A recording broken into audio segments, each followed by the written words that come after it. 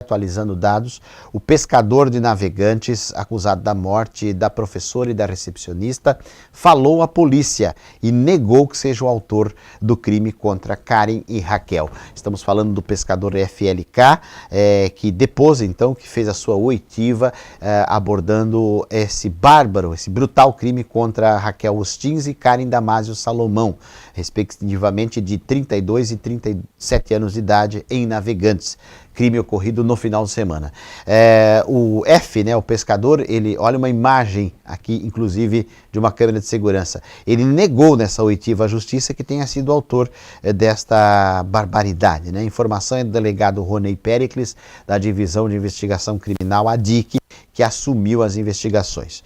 O delegado informou que F, o pescador, foi levado logo após a audiência de custódia para o complexo penitenciário da Canhanduba, Itajaí, e segue sendo o principal suspeito da morte das moças. A Polícia Civil confirmou que as roupas sujas de sangue e também um par de tênis foram somadas às imagens de câmeras de monitoramento, aspas, comprometedoras, na linguagem aqui da polícia, e que há testemunhas da atuação do pescador no crime.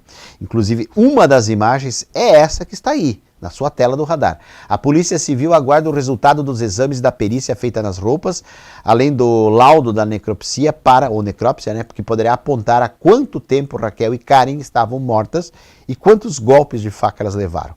Ao jornal Diário do Litoral de Itajaí, numa reportagem da Franciele Marcon, os familiares do pescador trouxeram outras informações. Eles alegaram que estão recebendo ameaças de morte desde que o crime veio a público. Os familiares relataram que a ex-esposa do pescador tem recebido essas ligações anônimas e ameaças, inclusive, para crianças, os filhos do próprio pescador.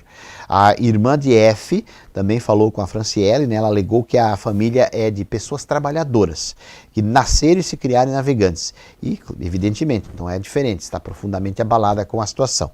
A orientação da Polícia Civil é que seja registrado um boletim de ocorrência para que possa se iniciar a investigação dessa eventual autoria da ameaça contra os familiares desse suspeito.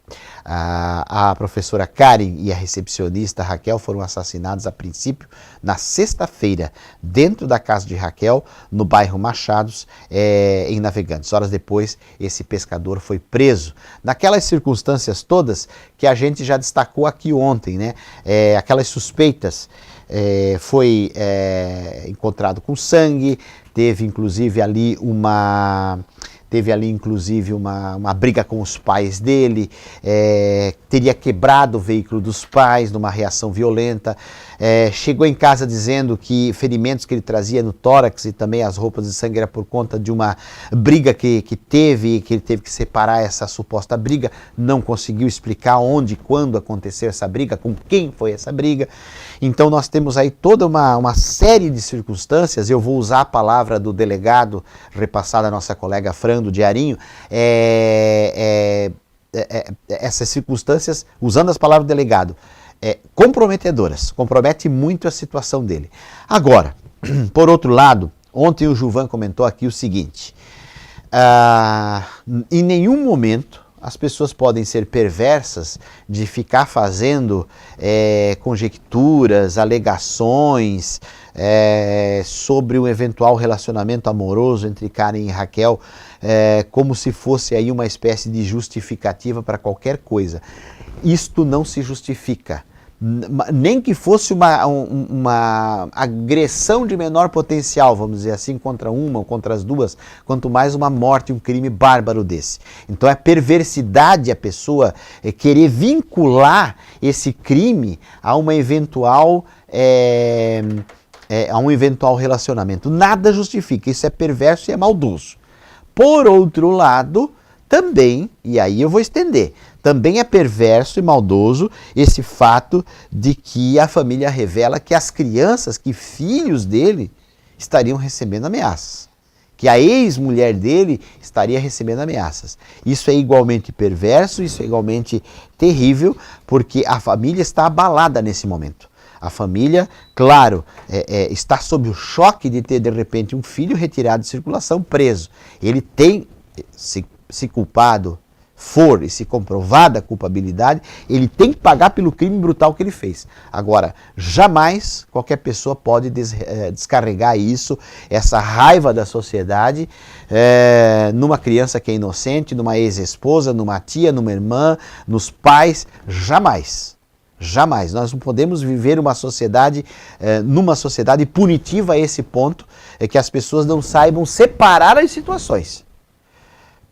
Tem gente sofrendo em todos os lados dessa circunstância.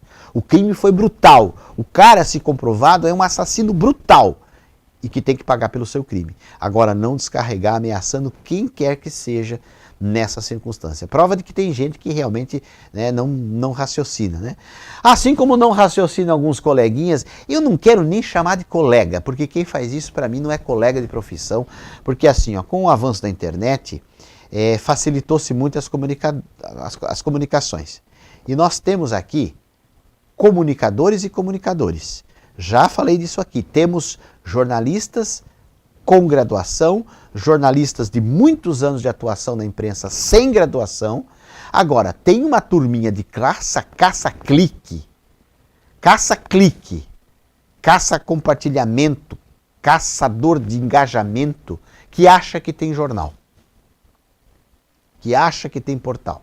Não estou generalizando, porque tem gente séria, sem formação, também fazendo portal de comunicação, também fazendo um trabalho bacana e correto.